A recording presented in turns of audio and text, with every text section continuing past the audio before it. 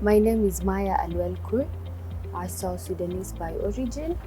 I ended up in Kenya when war broke out in Sudan. So my dad is a former soldier from Sudan and he was killed in the war when my mom was 4 months pregnant, roughly 4 months pregnant with me. So she had to flee the country. She fled the country with my bigger sister up to Kenya. So that's how I ended up in Kakuma refugee camp. So basically, my childhood has been in the camp.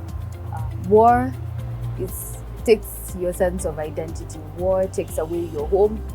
War takes you to a foreign country where you have to start all over again with nothing. War deprive you the very basic human peace, because for the better part of my upbringing, the only thing my mom wanted for us is to sleep where we didn't have to hear the sound of a gun, where she didn't have to fear if she's going to lose one of her child, if she's going to die and leave us behind, like how my dad, died suddenly. So that's just a basic understanding of war to me, according to my personal life experience. Okay. When a brother bleeds, it affects the entire continent in the sense that you don't want your neighbor to be in a constrained situation, because that also affects your quality of life indirectly. We do not develop fully as the continent because one is left behind. When you silence the gun in a country, that means there is already quality of life in that particular country, in the essence of, your mind is focused on development. Your mind is focused on creating facilities that do not exist in the country. So that means you're going to give your citizens quality education, you're going to implement infrastructure, you're going to implement things that are going to enable your country to move forward.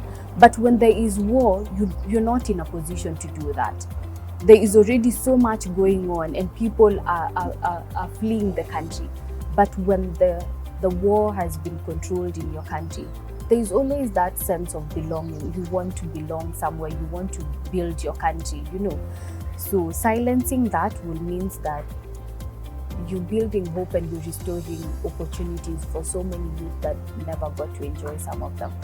So it's really about, when we're talking about these policies, we don't leave the youth out, because these are the same people that are going to implement them.